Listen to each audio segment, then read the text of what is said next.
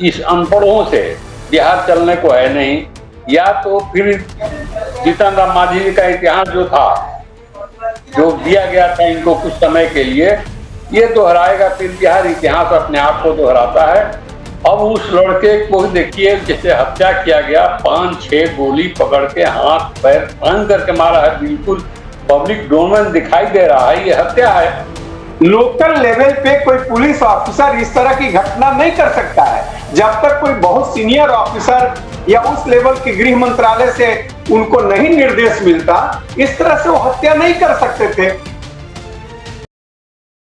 नमस्कार, आप देख रहे हैं कैपिटल हेडलाइंस। मेरा नाम है वात्सल्य राय और मेरे साथ बिहार के दो दिग्गज नेता बैठे हुए हैं। डॉक्टर सत्येंद्र कुमार, जिन्हें आप पहचानते हैं, उनके साथ में है अरुण पाठक साहब। इन्हें भी बिहार के तमाम लोग जानते हैं क्योंकि लंबे समय से राजनीति में सक्रिय हैं और कैपिटल हेडलाइंस का सौभाग्य है कि हमें भी मौका मिलता रहता है इनसे बात करने के लिए।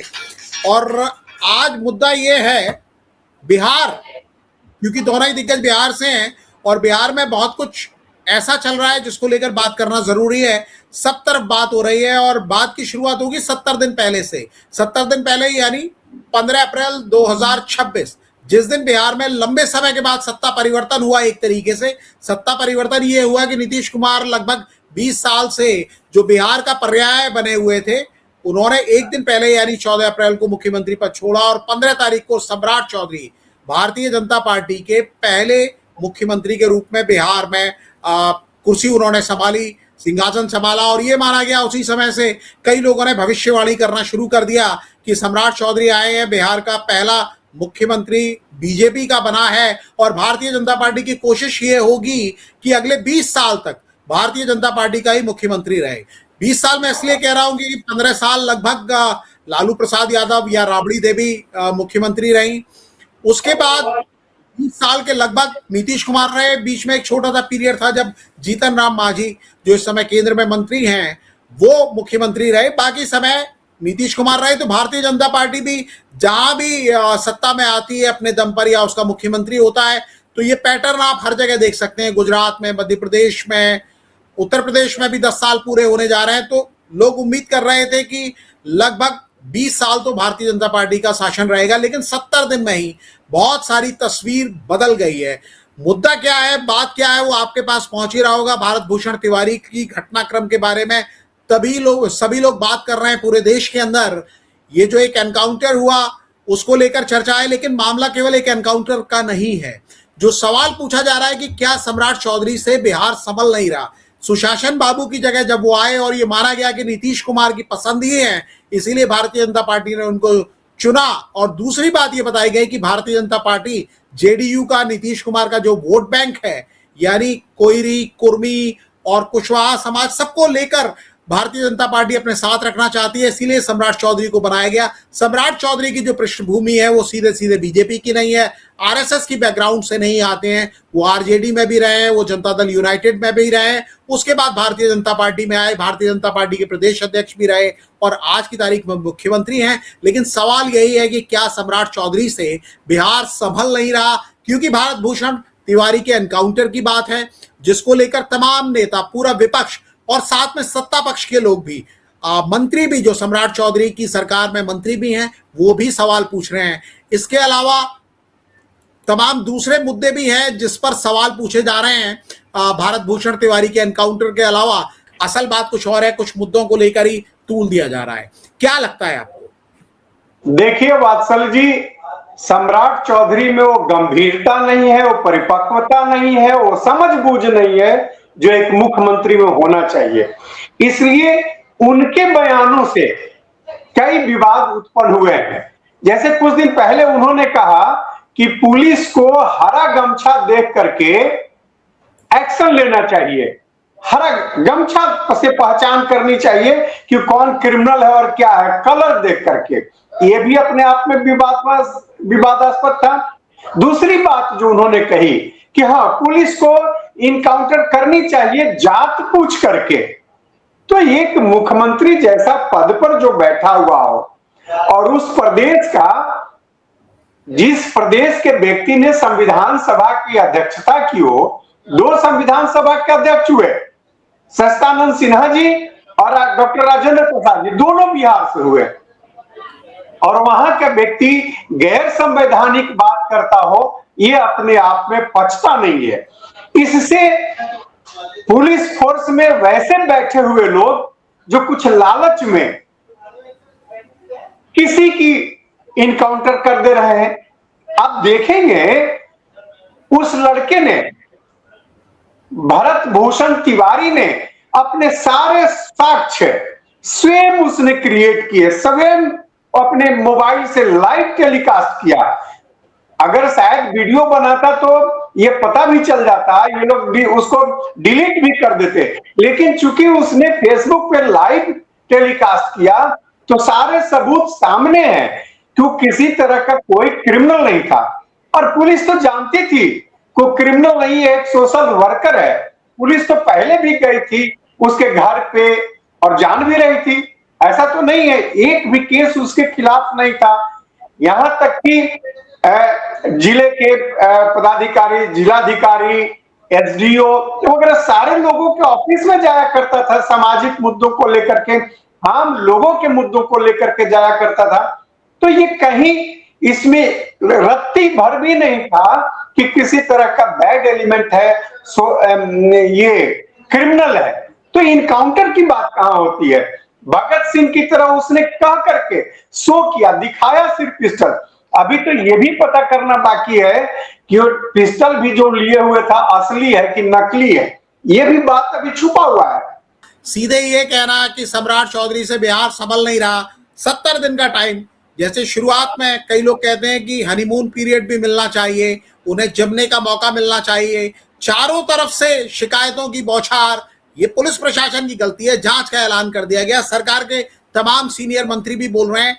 इसमें सीधे सीधे मुख्यमंत्री पर सवाल उठाना, क्या इसका भी कोई कारण आप देखते हैं? ये क्या केवल एक विपक्ष मौके का फायदा उठाकर कहीं ना कहीं उनको अनस्टेबल करने की कोशिश नहीं कर रहा? क्या वजह है? ये कैसी राजनीति है?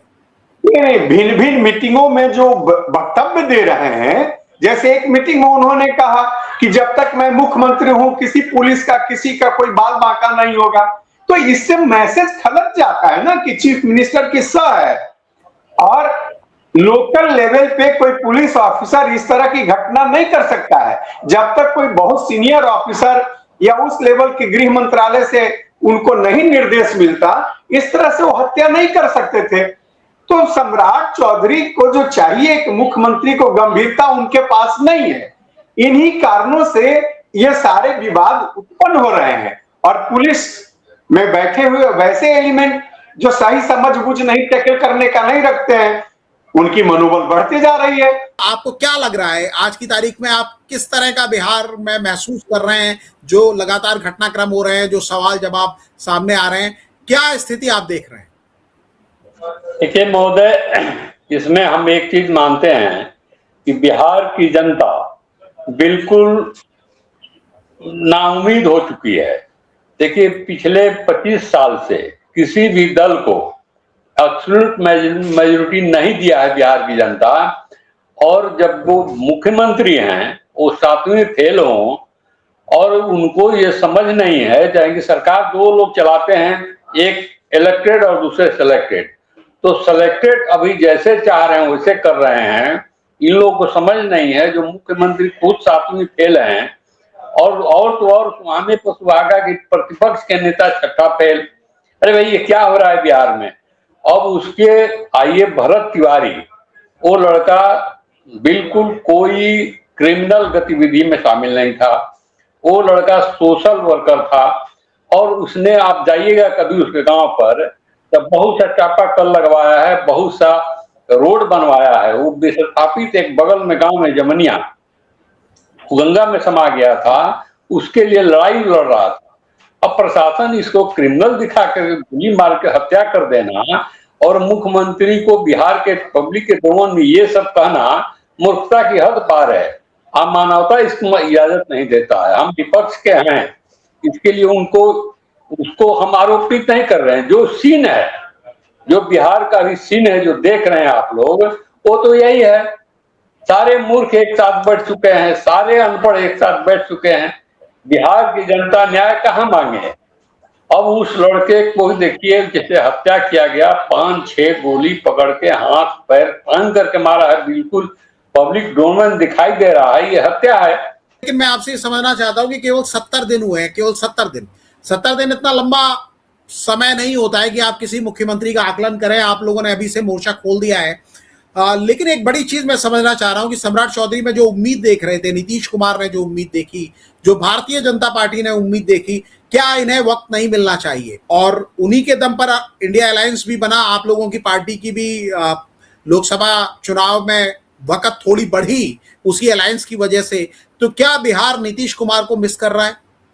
निश्चित तौर पे वात्सल्य जी, और इस घटना में भी नीतीश कुमार जी का जो बयान है वो गौर करने की चीज है। उन्होंने स्पष्ट रूप से कहा कि संविधान ये किसी को छूट नहीं देता है कि आप न्याय कर दीजिए। अरे भाई, आप पुलिस तंत्र हैं, आप उसको पकड़िए, न्यायालय उसको सजा देगा। मृत्यु दंड देना है कि 10 साल का देना है कि 5 साल का देना है। वात्सल जी, अभी जो घटना ये प्रक्रिया जो है, ये भविष्य जो है इससे बड़ी दुखद होने वाला है। मुझे तो ये दिख रहा है कि पता नहीं अगर इन लोग के हाथ में ये सारे जिम्मेवारी रह गए तो बिहार को कौन सा दुख देखना पड़ेगा। क्योंकि जब कोई मुख्यमंत्री बोलता है, कोई भारत सरकार का मंत्री बोलता है, तो उसके बोलने का असर समाज पर भी दूरगामी पड़ता है। अब बताइए, ये लोग क्या बोल रहे हैं? जीतन राम मांझी जी कह रहे हैं कि क्रिमिनल मारा गया, इनकाउंटर हुआ। जिस व्यक्ति को जो भारत सरकार का है उसके पदाधिकारी इतनी भर तो कम से कम समझ रखते, इतना भर धैर्य तो रखते बयान देने के पहले, ये तो समझ लेते, पता कर लेते कि वो क्रिमिनल है कि नहीं है। जिसके खिलाफ एक भी एफआईआर नहीं है उसको अब किस आधार पर क्रिमिनल कर रहे हैं? वात्सल जी, ये 10वां इनकाउंटर है बिहार में सम्राट चौधरी के मुख्यमंत्री बनने के बाद। उसके पहले 9 इनकाउंटर हो चुके हैं। एक तो भारतीय जनता पार्टी के वर्कर का हुआ है भागलपुर में। चूंकि इस तरह की बातें कहीं ना कहीं से उन लोगों की पृष्ठभूमि थी क्रिमिनल की, तो बिहार में किसी ने भी इन चीजों को ज्यादा उठाया नहीं। लेकिन अभी जो घटना हुई है, पूर्ण रूप में ना निर्दोष व्यक्ति कहीं से क्रिमिनल, इतना ही नहीं, समाज के प्रति अपना उत्तरदायित्व रखना, एक जुनून रखना, लोगों की सेवा करने के लिए एडमिनिस्ट्रेशन पे चढ़ा रहना कि ना आप सही काम कीजिए। जिन लोगों ने वहां जैसे घर बनाने में, चापाकल गाड़ने में, या रोड बनाने में, या फिर उसके ये जो विस्थापित लोग हैं उन लोग के लिए जो पैसे लिए गए हैं उसमें घपला है। तो उन घपलों पर लगातार दबाव लड़का बना रहा था, और तब आप कह रहे हैं कि वो क्रिमिनल है। ये बहुत दुखद है। और जातीय कलर देना, ये बिहार को कहीं न कहीं अंधेरा में धकेलना है। आपको क्या लग रहा है कि वो मॉडल जिस तरीके से आजमाया जा रहा है, इंप्लीमेंट किया जा रहा है योगी आदित्यनाथ का, क्या वो लोग कर पा रहे हैं, यानी सम्राट चौधरी कर पा रहे हैं? और सम्राट चौधरी क्या नीतीश कुमार की जगह ले पाए हैं? आगे आप क्या देख रहे हैं? मतलब बिहार अभी से नीतीश कुमार को 70 दिन में मिस कर रहा है, क्या कर रहा है, क्या दिशा आप देख रहे हैं? हमको लगता है कि जीतन राम मांझी जी का इतिहास बिहार में फिर दोहराया जाएगा। जो माहौल है पूरे देश में, इसका असर हुआ है, पूरे देश में विरोध चल रहा है, तो मैं समझता हूं कि इस अनपढ़ों से बिहार चलने को है नहीं। या तो फिर जीतन राम मांझी जी का इतिहास जो था, जो दिया गया था इनको कुछ समय के लिए, ये दोहराएगा। फिर बिहार इतिहास अपने आप को दोहराता है। बिहार में बहुत कुछ होने की संभावना भी बनी हुई है, कुछ भी हो सकता है, क्योंकि इन लोग से सरकार नहीं चल रही है, स्पष्ट है। और भाजपा सरकार बिहार में नहीं चला सकती है। अगर चलाती है तो धैर्य रखना पड़ेगा। वो जातीयता या इनकाउंटर की बात और जोगी मॉडल को छोड़ना होगा। जोगी मॉडल, उत्तर प्रदेश का भूगोल कुछ और है सर, और बिहार का भूगोल कुछ और है। बिहार में वो मॉडल लागू नहीं किया जा सकता है। और हम ये भी कहेंगे कि सरकार को भी थोड़ा संवेदनशीलता से बिहार चलाना चाहिए, मुख्यमंत्री को भी संवेदनशीलता दिखानी चाहिए। डॉक्टर साहब, पाठक साहब, बहुत बहुत आभार आपका, और सभी देखने वालों का भी आभार। सभी को सादर नमस्कार।